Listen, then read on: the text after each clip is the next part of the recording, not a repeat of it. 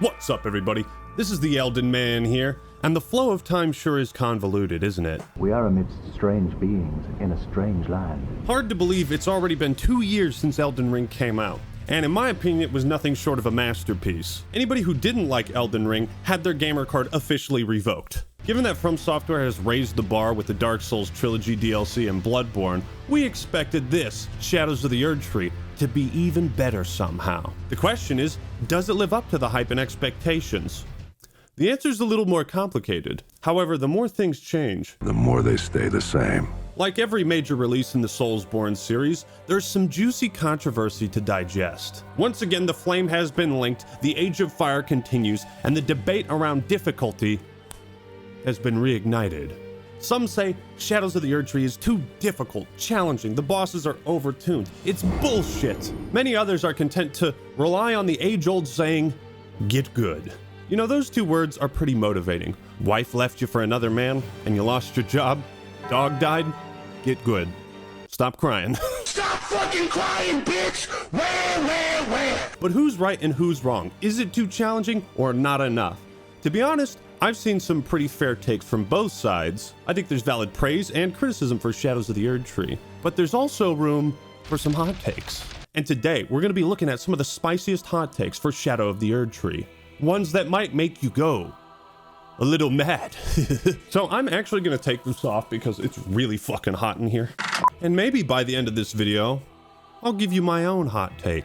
And what better place to start with hot takes than from the man himself, Hidetaka Miyazaki, who says, I'm still in the process of making my ideal fantasy RPG. While Elden Ring is not quite it, it's getting close. What is he smoking? It wasn't quite good enough. Game of the year, not enough for me. You guys realize this man will never stop cooking. Like, he refuses to leave the kitchen. Put the frying pan down, Miyazaki. Just put it down already. Seriously, bro made 7 critically acclaimed masterpieces in a row, and he still has the balls to say, I got one more in me. The thing is, for the Souls series, which I consider Elden Ring to be part of, I don't know how much further the bar can be raised. I think it's time their next project should hopefully be another sidestep like Sekiro or Bloodborne. Something that's completely separate from the, medieval dark fantasy style, and they can get more experimental. Still, I think it's very respectful to still be hungry when you're pretty much at the top, you know what I mean? Like, he's still hungry for more success. Since the discussion around difficulty in Shadow of the Erdtree is so prevalent, I think we should also once again hear from the man himself. Miyazaki on Elden Ring difficulty. I absolutely suck at video games. This guy, by all accounts, should have a massive fucking ego, but he doesn't. And that's what I think is so respectful. He just comes out and says, yeah, I suck at the games I make. Or maybe he's saying that to help people that do suck not feel so shitty about themselves.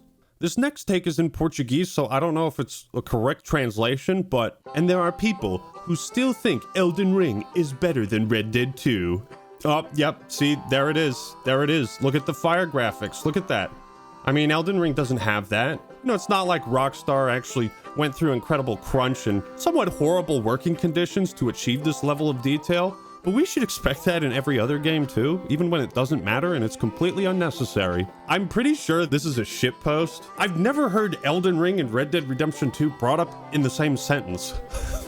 Like, were people seriously comparing these two games? But there's this trend on Twitter where people will do these like weird comparison videos between two games that like are absolutely nothing alike. You know, they'll be like, look at the detail in Last of Us 2. Just look at the facial graphics. What about the No, we're not talking about the story. Just the graphics. Also, look at Aloy's Peach Fuzz. Look at the Peach Fuzz rendering. Wow. It's so much better than Hellblade, the Peach Fuzz. Yeah, I know this is probably troll and a bait, but I'm gonna bite anyways. It's not enough to like their favorite game, they have to find ways to compare it to whatever is popular. Really funny how gamers still haven't realized that realistic graphics are one of the biggest reasons the game industry sucks right now.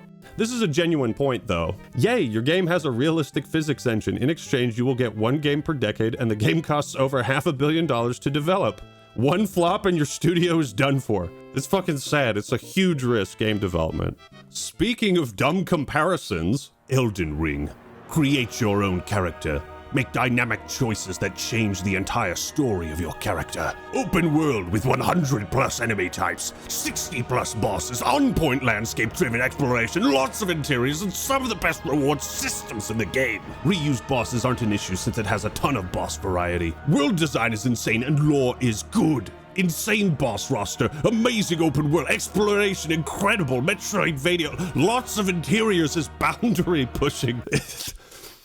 Most open world games are unable to use interiors. Shows excellence in terms of world design, art direction, and content. Objectively, the best open world designs out there. So he's glazing, he would probably lick Miyazaki's nutsack if he could. Why is this a hot take? Because compared to The Witcher 3, kill things, make choices that barely affect the story. A character either dies or loses relevance in the plot. Repeat for 50 hours. You left out fight monsters, bang hot chicks, get betrayed by them, kill them. Choices that barely affect the story.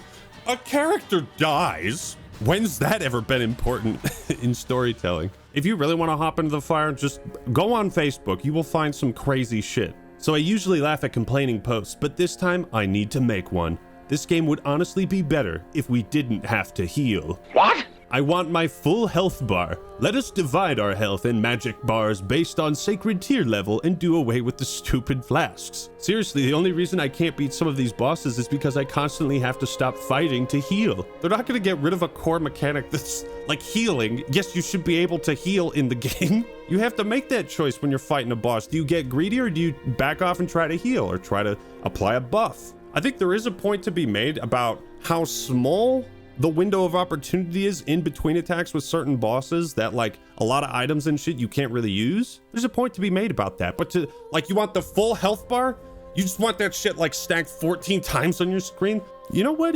Yeah, this is good. This is an improvement for sure. I have to heal up to 14 times per fight. That's ridiculous. Managing my stamina against relentlessly spammed attacks is already enough of a challenge without having to come to a dead stop and endure a painfully slow animation of my tarnished drinking out of a stupid flask. I want to meet this person and I want to watch them play Dark Souls 2 for the first time. And I'm just going to be staring in their eyes, waiting to see their expression. Dark Souls 2 fans be like, yeah, boys, who wants to get fucked up?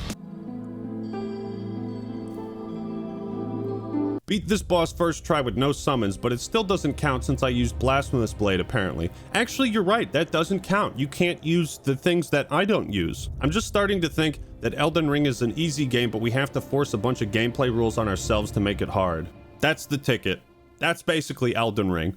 And you can see this in the vast difference between Elden Ring and Sekiro. I think Sekiro is the hardest game From Software has made because you can't bullshit your way through it. You can't just leave this boss and go grind some runes or souls to buff your stats. In Sekiro, the progression is very harshly gated, but in Elden Ring, it's open, it's free. That's the benefit of the open world, is that people have all these tools to fight the enemies with. You could argue the problem is that there's too many tools. It's a hard balance to strike where you're trying to make things that are fun, flashy, and cool, but also make them balanced. Like, if you want to cheese your way through Elden Ring, you can. And if From Software didn't want you to do that, then they wouldn't have put these tools in the game in the first place. That being said, I think there are legitimate criticisms about like how bosses are designed, how levels are designed, the arenas you fight enemies in, and whether or not that's interesting and providing a unique challenge. It's not so much like, I just want to fight a really, really hard boss with a tough moveset. It's also, how do you get to that boss? Do you have to traverse down some fucking poison-infested village to get to a hot spider witch? And is that challenge satisfying when you overcome it? Like, that's kind of the ticket with difficulty in these games. It's never really been about the difficulty. That's always been an expression of the harsh world to immerse players into the game further. For me personally, I enjoy the challenge of learning a boss's moveset and all the proper timings, because when you hit that like 6 dodge combo and you can get through it, you kind of feel like a god. It's the same thing with parrying, timing attacks. It all comes down to timing.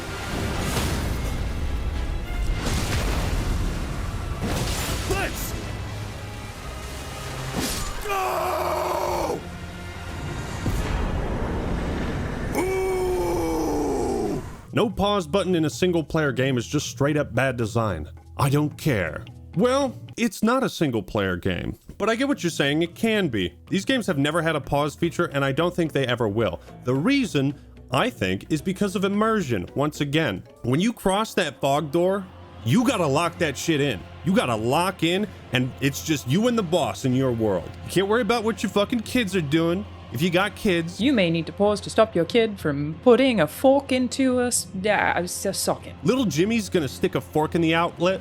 Let him fry, okay? Survival of the fittest. Kid that dumb's not gonna be smart enough to beat Elden Ring, so what's the point in raising him?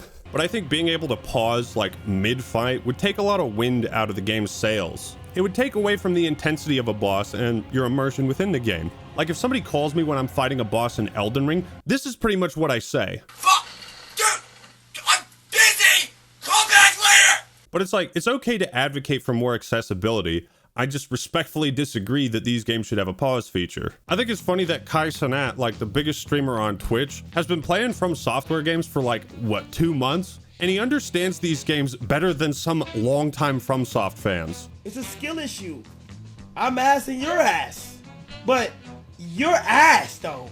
Cause you really like say this too hard. Nigga, put your big boy pants on, go out there and go fight.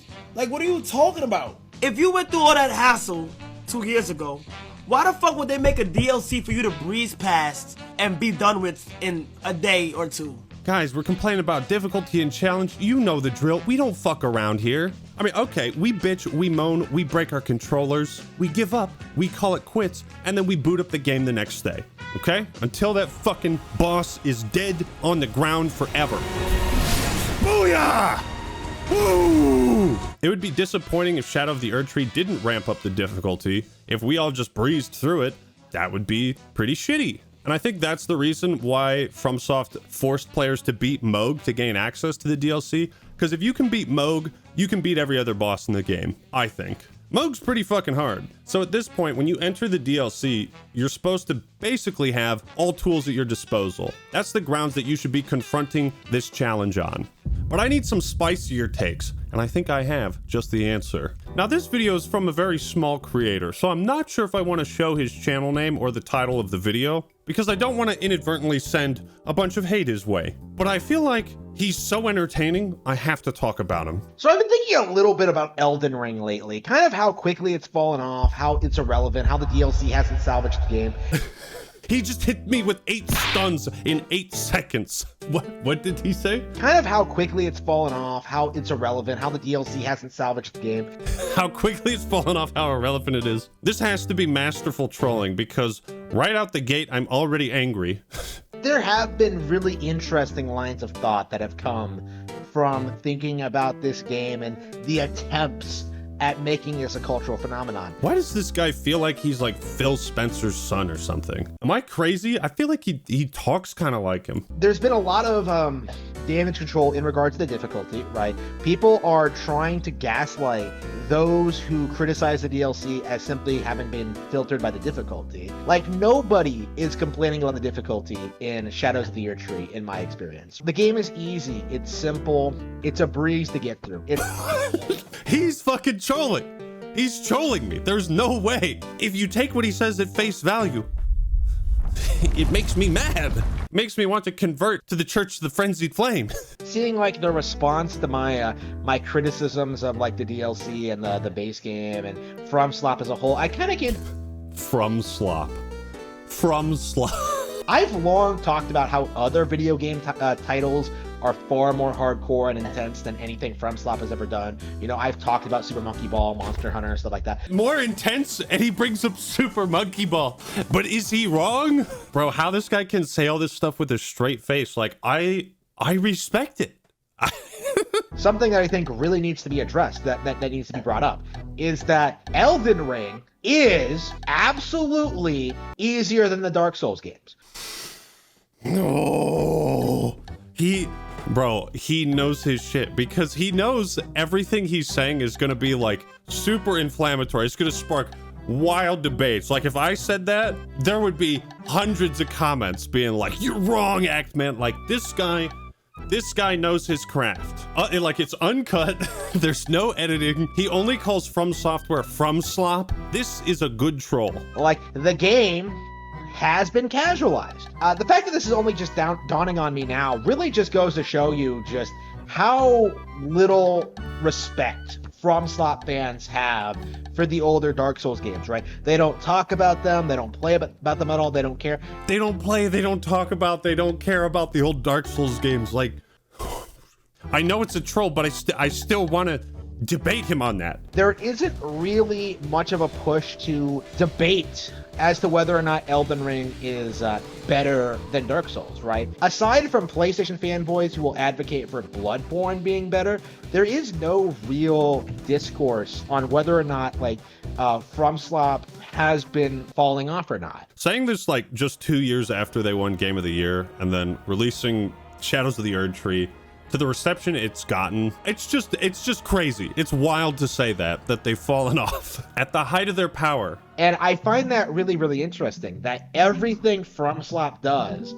is seen by the community as simply being better and more difficult. Like, we saw that with the DLC, right? Where everybody is trying to say that Shadow of the Erdtree is far harder than the base game of Elden Ring. But is it harder than Dark Souls? Is it harder than Demon Souls? Those are actually interesting questions, because depending on how and when you played those games, like, I started with Dark Souls 1, then Demon Souls 2, 3, and then I played them in order. And playing them in that order, like, each one was challenging in a completely different way that it's really hard to describe which one was harder. Wow. A shitpost that makes you think. Wow, that's crazy. You know, it's not as hard as Monkey Ball, I can tell you that much. But, like, when you really sit there and really when you really start to think about, like, wow, nobody I know is playing the DLC or cares about it at all. You know, like, when you really start to, like, look at, like, oh, 5 million units sold, that's great, except, you know, that's probably the absolute peak it's going to get, right? You know, it fell off very quickly after that. Yeah, it fell off after 5 million sales. Wow, this has been a real treat. Like, there wasn't some major resurgence of interest in Elden Ring, and you see what I'm saying? He's so good at... I'm just gonna be reiterating myself if we continue watching this. I'm just gonna say, wow, that makes me angry. Great troll. Hey, man, keep doing what you're doing. Keep up the great content. I love it. I've made this comparison before, but it feels like Elden Ring is in the same boat Skyrim was a decade ago, right? When that game came out and everybody swore up and down it's the greatest game ever, and yet, like, you know, actual Elden Ring fans, Elder Scrolls fan, excuse me, you can't even keep these games similar. They're so generic. God damn it. Oh, got me again. Elder Scrolls fans came out and said, like, no, like, Skyrim is disappointing, right? It's shallow, it's basic, it's uninspired. Morrowind was better. The debate around, like, which Souls game or Elder Scrolls game is the best in its series is much different than, like, are these still objectively good, fun games? And the answer is yes. All of the Souls games are fantastic. It just comes down to personal preference, which one you prefer the most. You know, the Elder Scrolls has been falling off for a long time. Now he's talking shit about Elder Scrolls. Well, I mean, he's actually not wrong. I mean, Elder Scrolls Online, you know, that's the new game, Elder Scrolls 6. Yeah, 6 years since the trailer, boys. 6 years. It's shocking to me, you know, as a real hardcore gamer, how often, like, a lot of the people who advocate for Elden Ring don't really seem to know all that much about video games in general, right? The way he slinks in those subtle insults to people who really, really love these games is it's just chef's kiss. And these are, like, the stereotypical, like, modern gamers, the kind of people who will seriously tell you that Elden Ring is hardcore, right? That is the Elden Ring audience. You know, people who don't even know what's out there.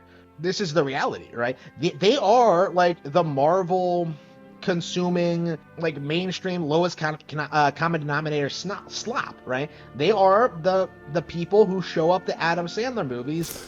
He's comparing From Soft fans to Adam Sandler movies as the lowest common denominator. God, we have to finish this video. But now, like, you're really seeing them, like, get more aggressive about it, you know, like, aggressively try to pretend that, like, no, From Slop is the hardest game series ever. Oh, it's way better than Zelda. Oh, like, And they'll go to great lengths to try to discredit them and dismiss all their arguments, right? Because to them, not enjoying Elden Ring is sacrilegious and it should be condemned.